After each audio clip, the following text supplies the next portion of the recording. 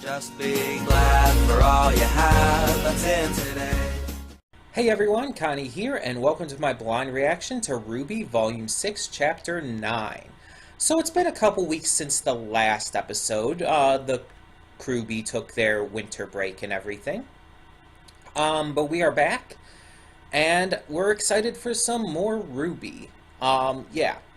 So last we left off, our crew have arrived in Argus. They have reunited with Team Junior, and have even met Jean's sister and her wife. So there's a lot of great stuff happening, but there are some problems with the Atlesian border, specifically getting over there with the help of the military, who are just really all for this lockdown, it seems. Meanwhile, Jean, after finding out, along with the rest of Team Junior, about what happened with the story from Jin, kind of flipped his shit and attacked an innocent young boy. Who then, the innocent young boy, Oscar, by the way, proceeded to run away. Because, you know, he's having all this shit put on his shoulders unfairly. Which is not anyone's fault, by the way, except maybe you could kind of blame it on the God of Light, because, you know, it was the God of Light who gave this, I guess you could call it resurrection, ability to Ozpin, or Ozma at the time. But either way, yeah, it's not anywhere near Oscar's fault, and he definitely didn't deserve to be attacked by Jean like that. That was completely uncalled for, no matter how you look at it. And especially because Ozpin still did nothing wrong.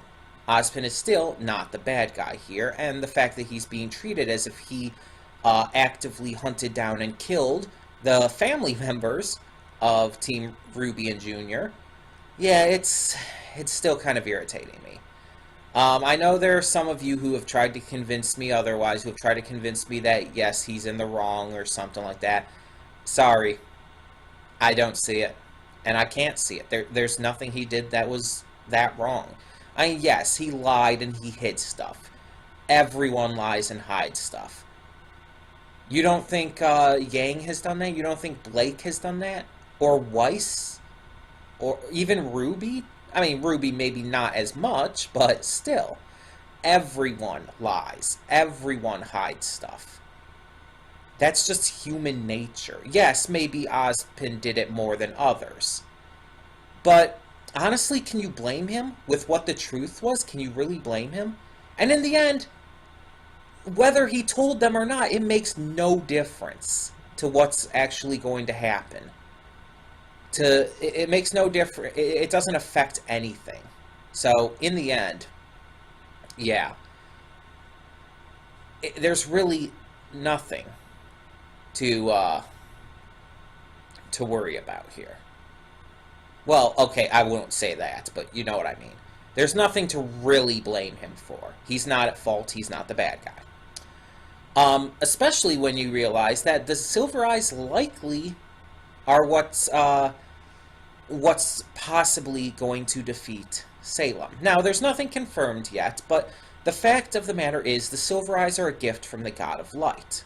We know this now. That was confirmed last episode. They're a gift from the God of Light, an ability that he specifically had and passed down to the second wave of humanity. And it's kind of funny calling them the second wave, but you know what I mean. Humanity's second time around. Calling it the second wave actually sounds cooler and just better in terms of the way it comes out. But either way. Yeah, it's just like, that is a big deal. Because here's the thing. While Salem was given immortality by the God brothers, the God brothers, the gods of light and darkness, she also was dipped. She also threw herself into the pools of Grimm, which gave her her magical abilities and her full power and control over the Grimm. So, it's likely that she has kind of an infusion within her own body of whatever the Grimm are created from. Because we know that the Grimm come from the pools. We know that for a fact. We've seen them being birthed from the pools.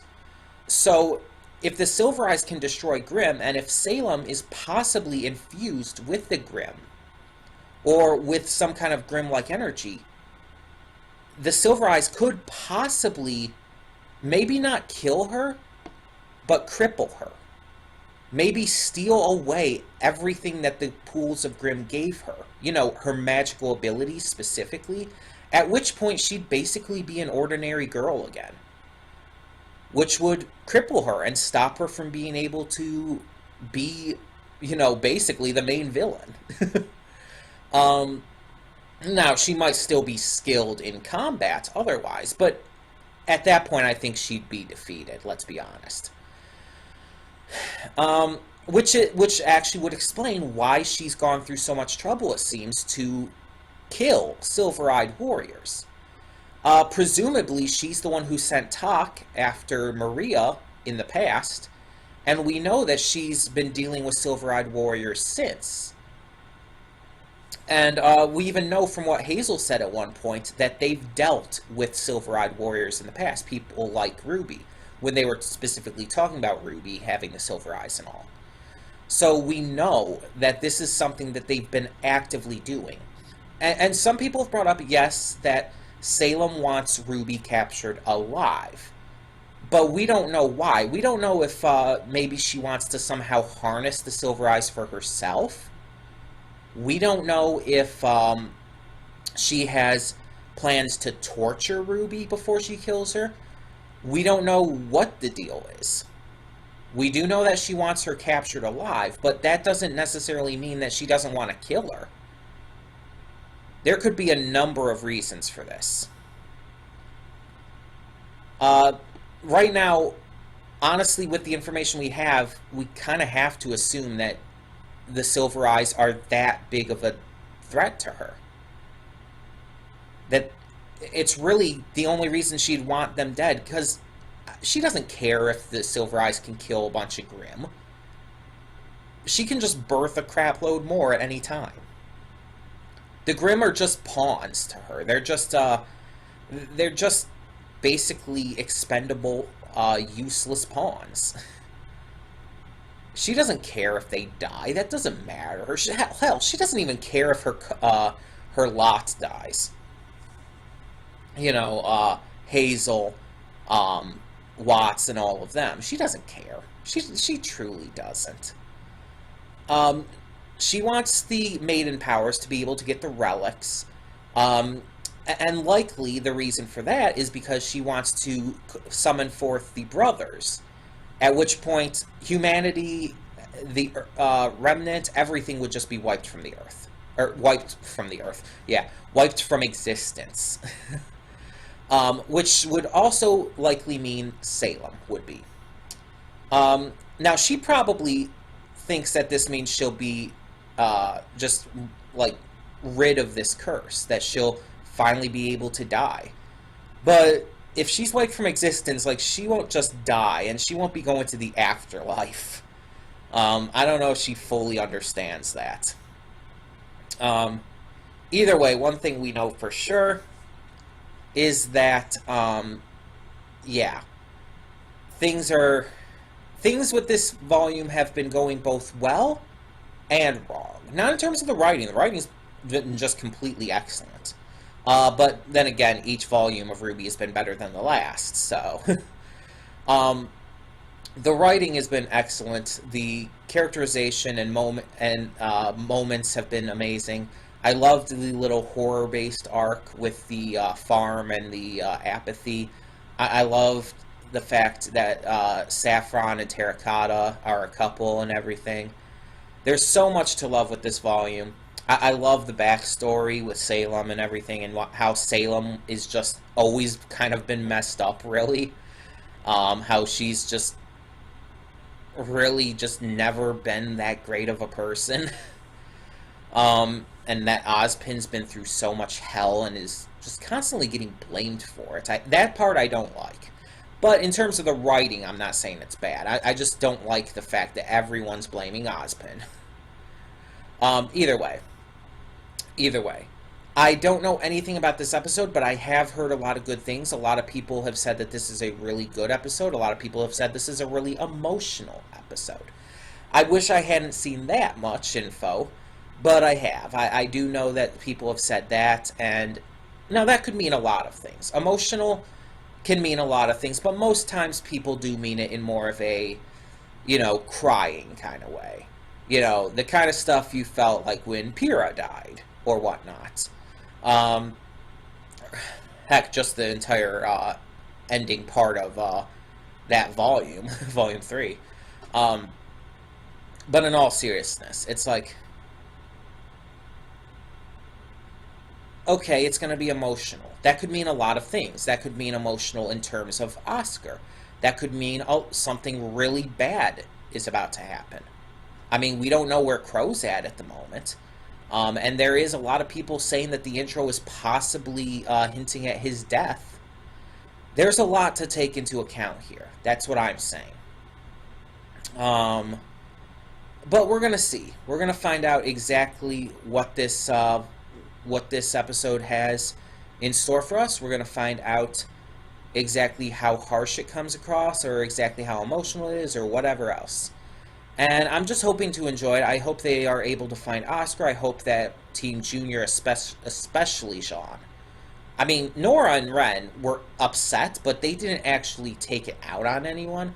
But I'm really hoping that especially Sean, but the others too, apologize to Oscar. And heck, you know what I would like to see? I would like to see Ozpin return and them apologize to him, because he fucking doesn't deserve this hate. I'm not going to let that go. But all in all, they do need him back, one way or the other. Whether they like him or not, whether they trust him or not, they need Ozpin. Because, let's be honest, even with the information they've got from Jin, they still don't know the whole story. And Ozpin still knows a lot more that he needs to tell them. And they're not just going to use the final question on Jin to find out everything else.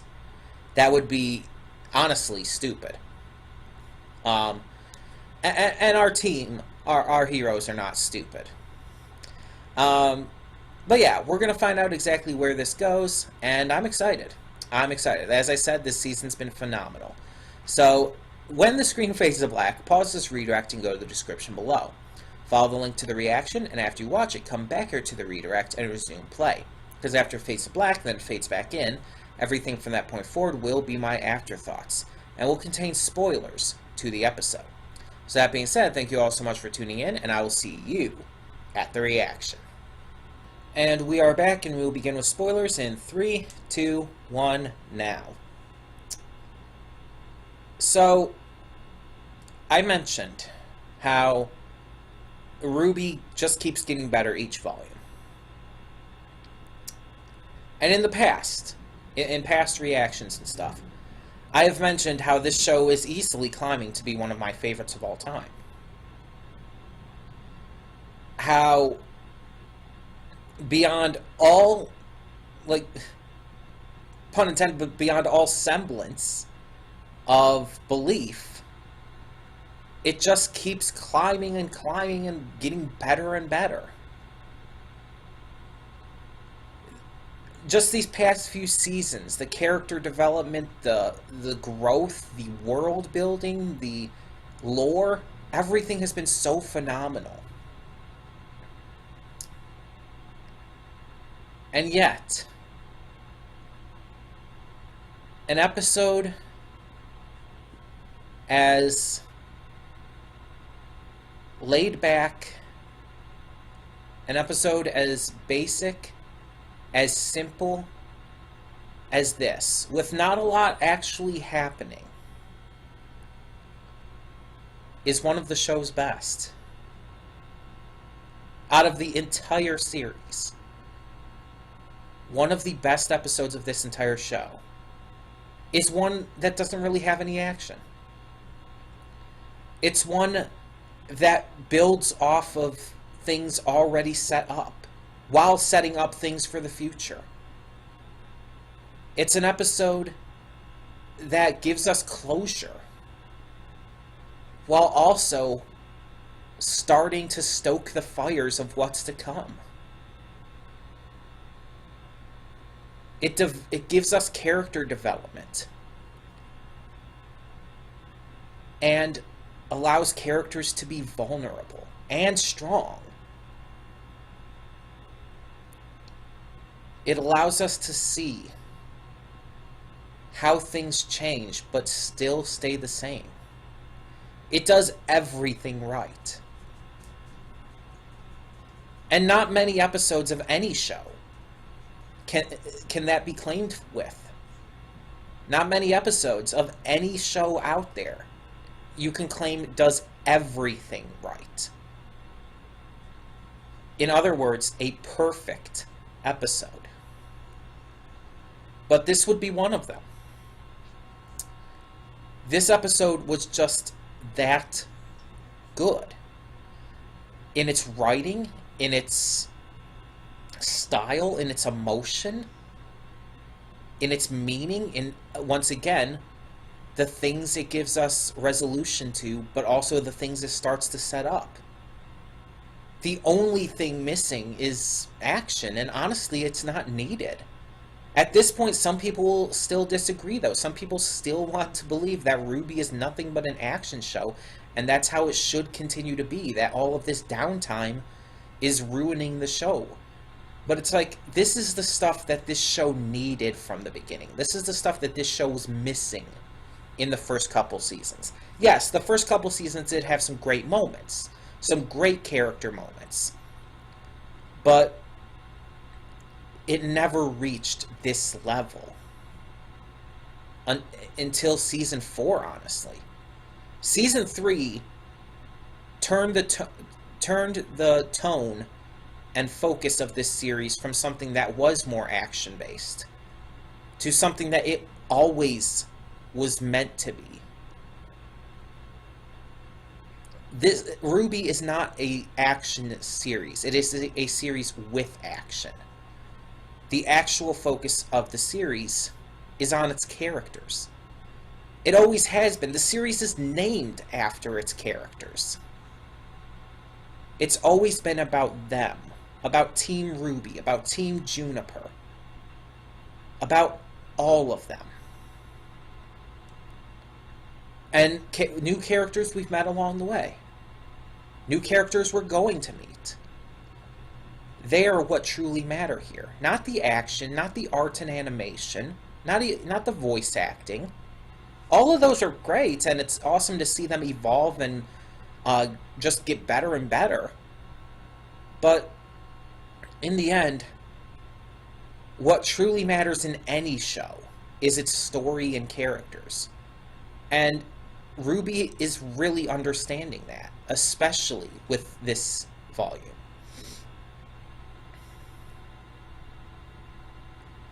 The amount of just everything in this episode was amazing. But there are a few things I, of course, want to touch on. First off, Jean.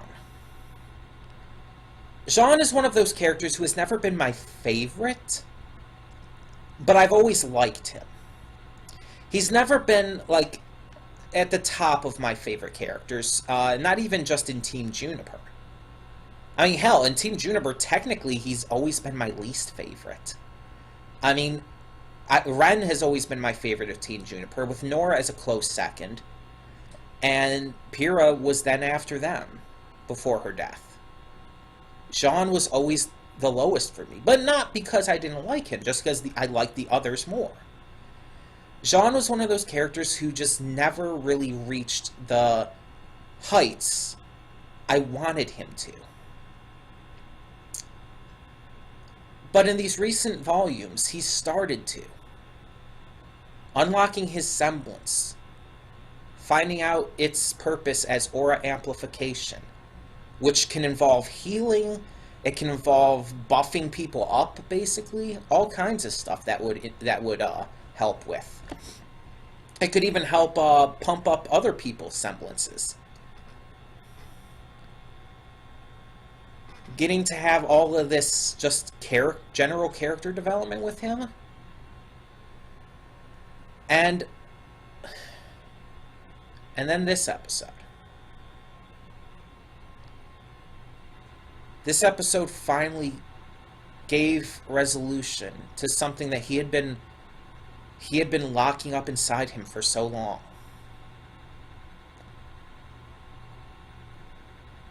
He had been living with guilt. He had been living with pain and sorrow over Pyrrha's death for a long time now. But he finally got to let it go. Not forgetting Pyrrha or all she did or who she was. Not at all. But not letting it haunt him anymore. Not letting it influence or pain him anymore. Moving on. When someone dies, you can't just keep being sad forever. It'll cripple you. Yes, you can always miss them. You can always mourn them. But if you let yourself live in that sorrow, you'll never be able to be who you are meant to be. You'll never be able to truly live. I've lost family members. When I was in high school, my great aunt passed away, and I was really close with her. Just a few years back, my uncle passed away, and just last year, my grandfather did. I've lost family. I know what it's like to have to deal with this pain. I've had this kind of feeling of emptiness. And I've always had this thought that I hate the idea of funerals. Because the idea of sitting in mourning over someone, well, honestly, it makes me feel like shit. And it just hurts me overall. Not just in terms of emotionally hurts me, but it stunts my ability to live. Yes, we can mourn for a little bit, but we have to move on. Jean wasn't. He wasn't moving on until now. He's finally ready to become the huntsman he was always meant to be. And I think that's awesome. And in the end, he comes up with a plan that's extremely dangerous, extremely illegal, and could get them in massive trouble. Though, honestly, James Ironwood, he might be willing to vouch for them. Might. Though, honestly, he'll be upset by it, to be honest, knowing him. And Crow wasn't wrong when he said that if this goes wrong, it's gonna be very fucking bad. It's gonna be very fucking bad. He's not wrong. But the fact is, what choice do they have at this point? They can't give up. Jean, if he continued to wallow in that mourning, he wouldn't have been able to think of this kind of stuff. He would have just continued to be angry and sad and stunted. But because he let it go, he's able to move on. Now, the second part I want to talk about with this is Oscar. So we don't actually know what happened to Oscar. Oscar was gone for a time. He did leave, but apparently he came back, and he came back on his own accord. He decided that he wanted to continue. He wanted to continue to fight. Even despite everything they found out, he felt like it was right. He apparently got some new duds at some point. And he even made them dinner. But I think what was big with Oscar here is that he also grew quite a bit. There's a lot of character development in this episode, and Oscar was one of them. Oscar, up to this point, let's be honest, has been a kind of a scared little kid. He was a simple farm boy who had this thrust upon him very suddenly. If you remember, he didn't want this at first. He was trying to even deny that Ozpin was in his head when it first happened. But eventually he couldn't. Eventually he had to go to Haven. But even when he was now teamed up with Team RWBY and Crow at that point, he was still very much unsure about all of this. And as it continued, we saw that never really changed. He continued to be unsure. He continued to be questioning things. And after they found out what they did from Jin, it was hard on him. It was hell on him. Like he said, he was afraid that he would lose himself when being basically taken over by Ozpin's mind, even though I guess that's not technically how it works. It's kind of more along the lines of their consciousnesses become one. So it's not that he loses himself, it's more like they fuse in a way. It's really hard for me to explain that kind of thing. But I mean, like, just watch Dragon Ball Z and watch any time characters fuse in that. They basically become one consciousness, just created from two. But yeah, granted the fusions in Dragon Ball Z are more temporary, but still.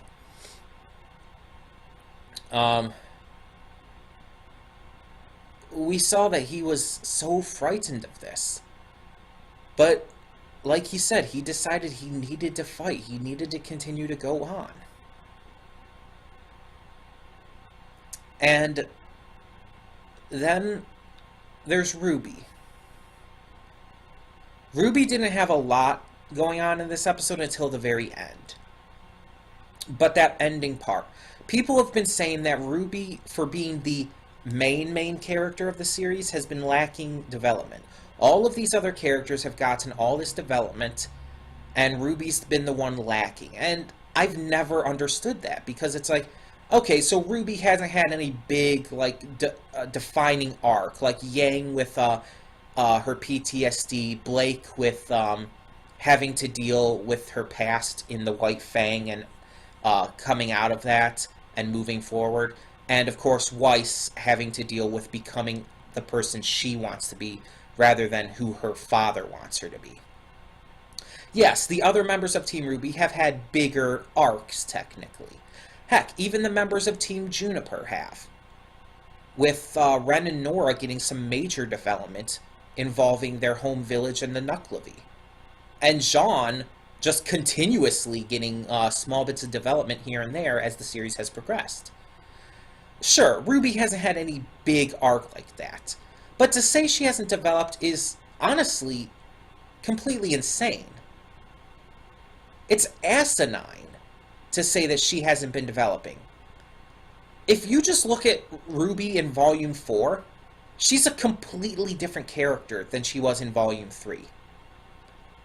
And it's not just out of nowhere, because we know that she's changed that much due to what happened in Volume 3. She was basically forced to grow up really quickly, leave behind the childish side of herself. And not completely, of course. We saw in Volume 4 how she was still young. She was still very fun-loving and all. Like when she lost her mind laughing at Jean's sweater. But still, she grew up a lot. She was very different And as each volume went on after that, Volume 5 and now Volume 6, she keeps maturing. If you haven't seen that, you're blind as a bat and you're not really watching. RWBY, yes, she hasn't had any major arc to it, and it hasn't been really explicitly stated. But sometimes character development happens in a more subtle way. Sometimes it happens in a more background way, you could say. Not to where it's not noticeable. It's very noticeable. But it's done in a manner that makes it feel more natural. And again, not that it didn't with the other characters. It's just that it felt more like it was just happening rather than there was some big event causing it all. A big event set it off, but her actual development from that point on was more subtle. And we see what we see in this episode is not big development for her. It's the result of the development she's already had. She's already been like this. She's already been like this, but a lot of people haven't been seeing it. I have. But it's because I tend to look for this kind of stuff. Like I said, in my eyes, story and characters are the most important parts of any series. Of any medium. Whether it be cartoons, anime, video games, doesn't matter. Stories and character are always the most important part. And as such, I pay attention to those more than anything else. I couldn't tell you how great the fight choreography is or not. I couldn't tell you how realistic their movements are. I mean, I could probably, like, say how realistic it looks to me or how good the fight choreography looks to me, but in terms of, like, actual realism in the way they move and stuff, like, I couldn't, like, give you any definitive answer. All I can tell you is that, yeah, it looks good. But when it comes to characters and story, that's what I really pay attention to. That's what I really focus on. And I'm not saying that others don't, but it's like, there's been a lot of stuff I've noticed before other people in a lot of these shows. A lot of stuff that was honestly obvious. I knew Pyrrha was going to die before that episode aired. I didn't know how. I didn't know how emotional or big of a moment it was going to be, but I knew she was going to die. Because there were definite signs. There were red flags everywhere with her character. Pretty much ever since the entire thing with the maidens was first introduced to her. I knew what Emerald's semblance was before a lot of people. A lot of people were saying, "Oh no, Emerald's semblance can't be illusions. That's what Neo does." People were actually saying that to me, and it's like, no, pay attention. Emerald was causing illusions here. Talking specifically about Volume 3 and everything, of course. And I ended up being right. And people, it's like, I notice these kinds of things because these are the kinds of things I pay most attention to. And yes, I miss stuff, especially when reacting to it. I do miss things. I won't argue that. But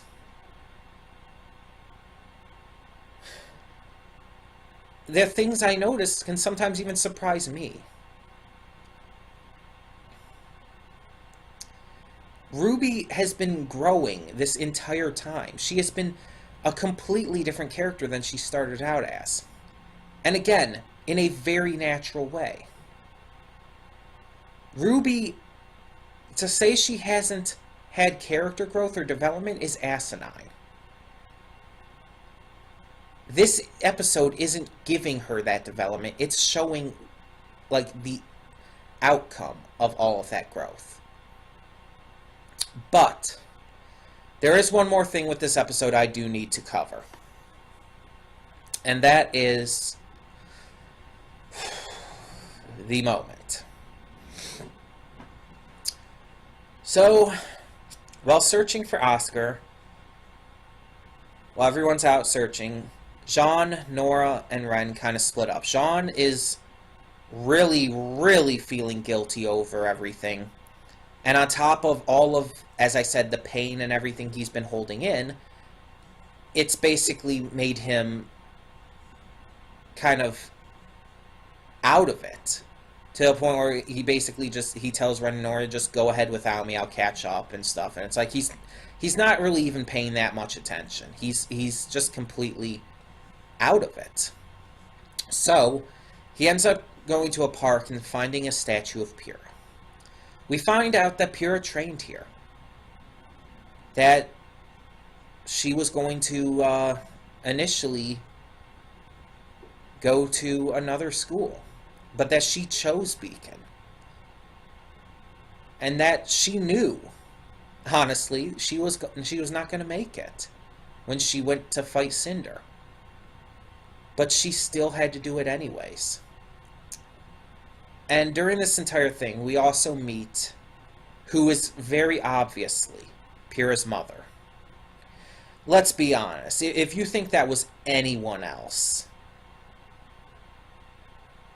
like, seriously, that was clearly supposed to be Pyrrha's mother. You could tell by the age they were clearly trying to make her appear. She was definitely within that age range. She obviously had the red hair and the green eyes, just like Pyrrha. She was leaving flowers at Pyrrha's statue. Everything was screaming in your face that that was her mother. It didn't say it was, and even the credits didn't say that, which means either one of two things. Either the crewbie are trying to either build up something for the future, like this character is going to come back, or it's just meant to be so obvious that they don't actually need to say it.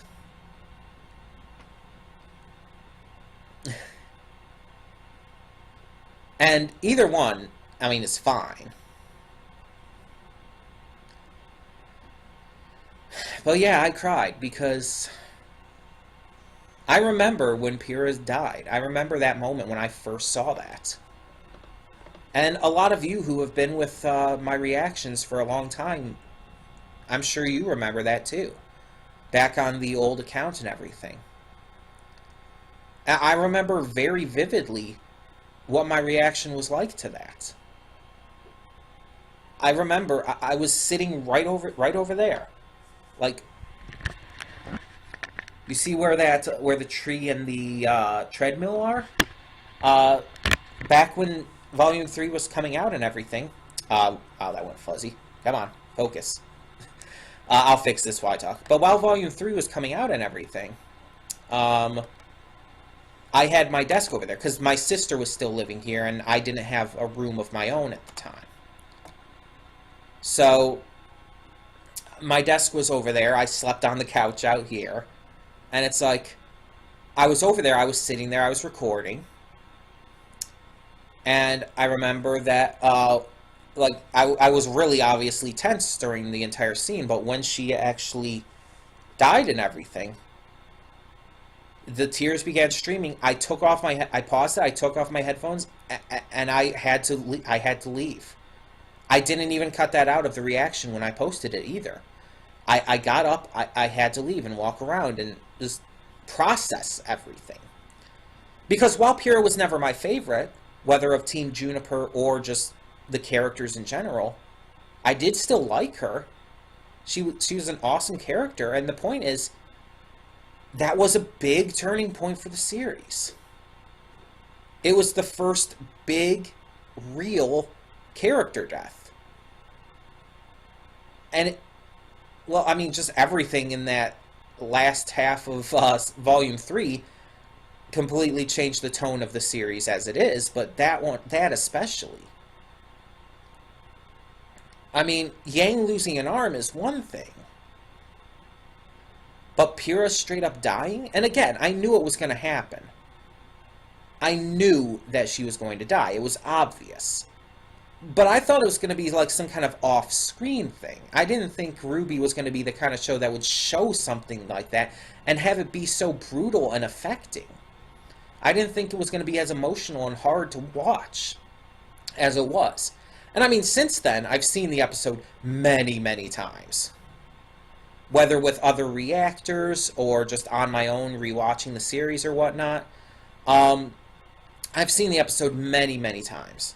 And of course, it doesn't affect me as it used to, because I've gotten more used to it. But it's still emotional. It's still hard to watch, especially when watching it with other reactors who get really emotional at that moment. It's a very hard moment. It's extremely difficult to sit through. And so to see this episode call back to that in a way, with that statue dedicated in her memory, it brought on the tears. It got me emotional and made me just, for a short time at least, almost a wreck. Like, I was doing my best to hold it in, but I was clearly failing. And that's the thing. Like, it was clearly put in this episode, yes, to elicit emotion. It was definitely obvious it was going to make the viewers very emotional. It was going to make most of us cry. And it was going to bring on a lot of feels.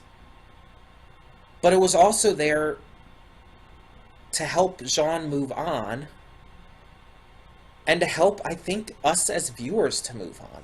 A lot of us still haven't gotten over Pyrrha's death. A lot of us still have been watching Team Junior, and feeling like a piece of it's missing. I have actually heard some people say that the series died with Pyrrha. That Pyrrha's death actually hurt the series irreparably. Because now whenever they watch it, it just feels like something's always missing, and it hurts the overall feeling of the series. I've heard people say that. And I don't necessarily agree with that, but I've always viewed it in a way to where it's like, yeah, we are reminded of Pyrrha every now and again, and it's just like, we're reminded that there is a member missing. But to me, it doesn't feel like it doesn't feel like something's missing from the series. It doesn't feel like the series isn't whole. It feels like something is missing from these characters and their hearts. That, yes, that death, even to this point, even 3 volumes later, is still affecting these characters.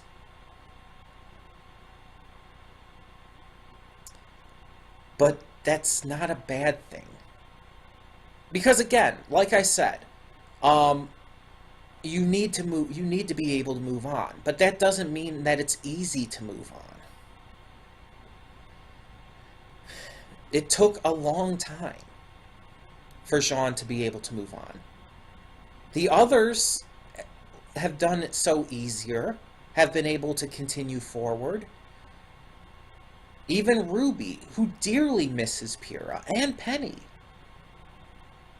she's been able to move on and grow because of it. But Jean has been holding himself back.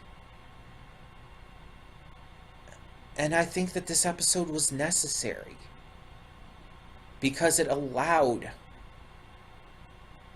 us as viewers and the characters to finally put Pyrrha to rest.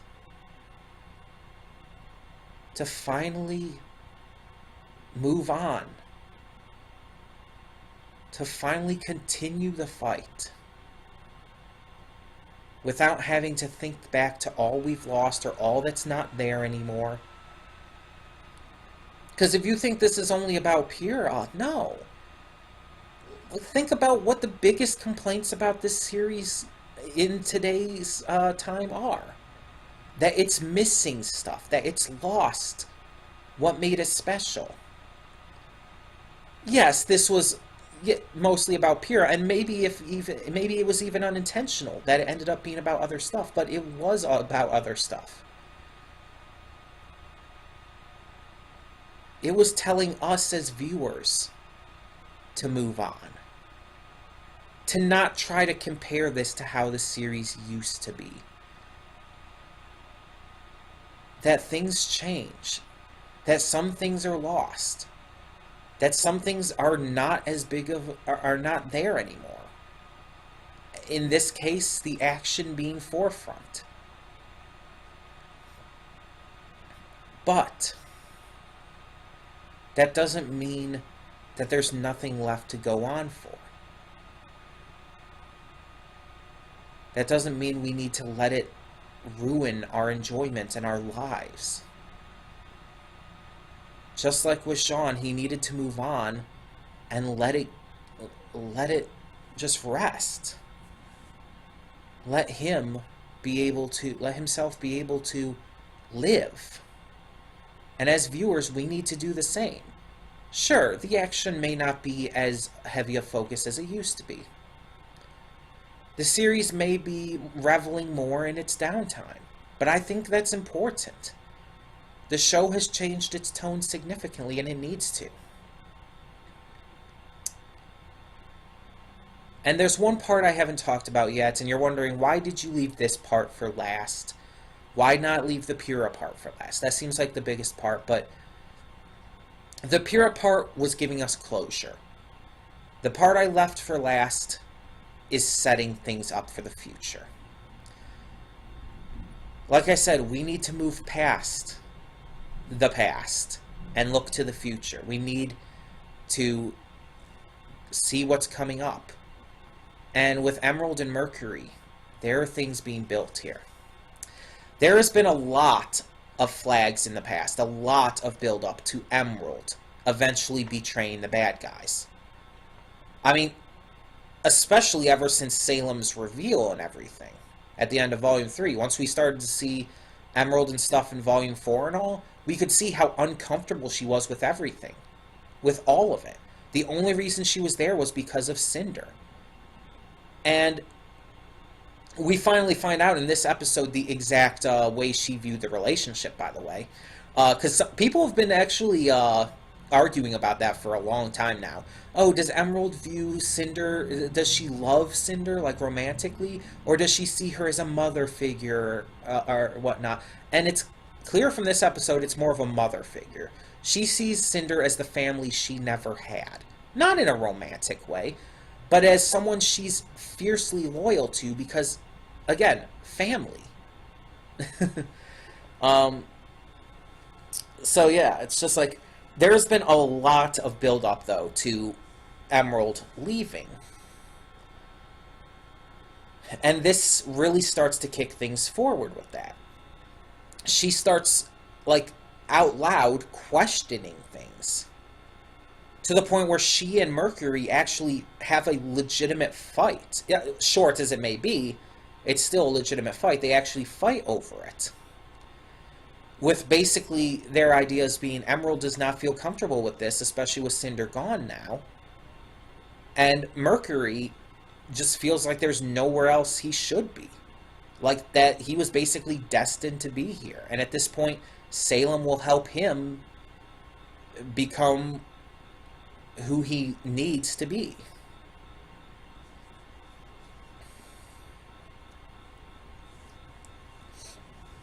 But in the end, it showed that Mercury's even changing too. And I think Mercury might betray them as well.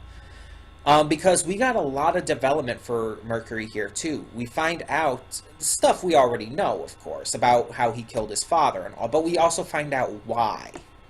That was something we never really knew. We never knew why he killed his father. There was always, like, theories and stuff, and some people did end up being right. I have heard the theories about his father being abusive and stuff. And that ended up being right. Apparently, his father, who was training him to be an assassin as well, was abusive about it.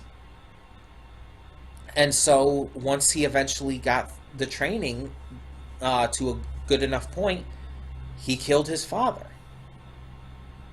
And at that very moment, that's when Cinder and Emerald came, and he saw basically his destiny.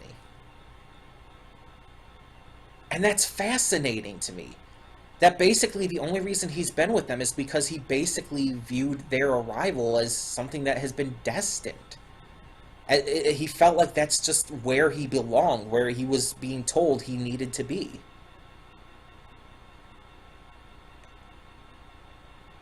And it's like, I like what he and Emerald were going on about when they were fighting. It's like, just the fact that when he revealed this and all, it's like, so you never had a family. At least you didn't have a father who abused you. And it's like, he's dealing with some shit too.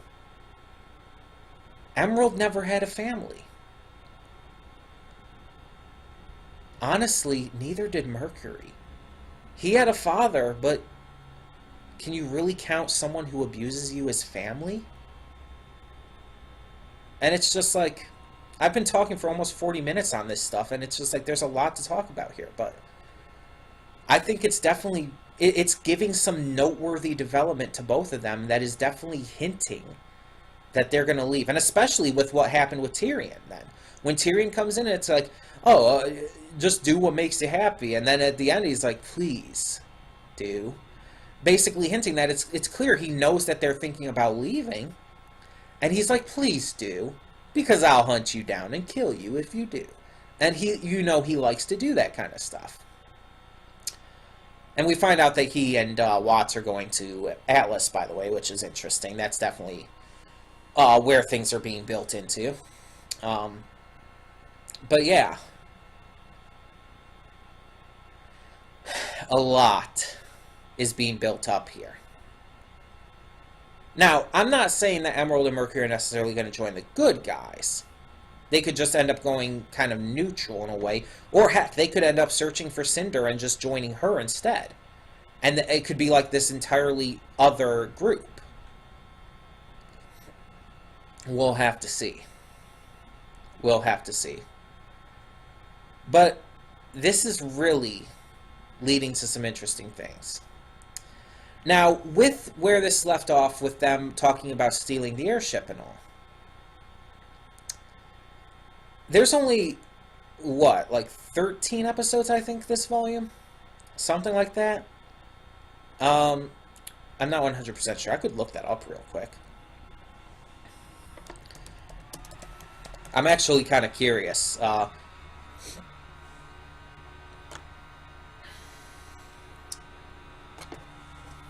I think it's supposed to be 13.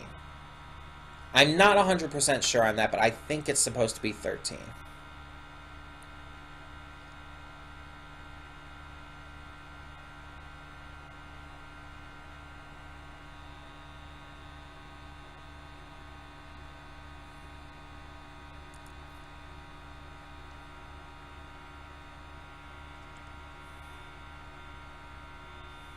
Hold on.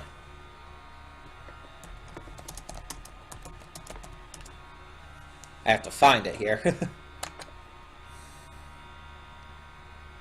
Volume 6. 13, yes. Because the last episode is airing on the 26th of January, yeah. There's episodes all throughout until then. So, 13 episodes, which means there's 4 left. Now, next episode, episode 10, is most likely where they're going to start working with their plan to steal the airship. And that's probably going to go maybe into episode 11 as well. But there's not a lot left of this volume. Which means that them stealing the airship and getting to Atlas is probably going to be where this ends. This isn't going to probably end with any big fight or anything. It's probably going to end with the entire stealing the airship thing. And them getting to Atlas and maybe even meeting with Ironwood. There might be a little more beyond that, but I don't think there's going to be a lot more to this at this point. No, not saying that there's not going to be anything good. Not at all. It's probably going to be very good. But it's like, I'm just not 100% sure how they're going to... I don't think they could stretch this out into 4 episodes. No, I think the actual stealing of the airship part would only really work with 2. So I don't know what they do after that. We'll see. We'll see. Either way, I am excited to see where the rest of this volume goes. And I'm excited for what the future of this series holds. I've talked for over 40 minutes on just this chapter alone, just this episode alone. That should tell you enough of what I view this series as, of how well I view this series. But in the meantime, I do also want to hear your thoughts. Tell me what you thought of this episode down in the comments below, and thank you so much for tuning in. For now, I'm Connie, and I'm signing off. See y'all next time. And though you've come through many obstacles,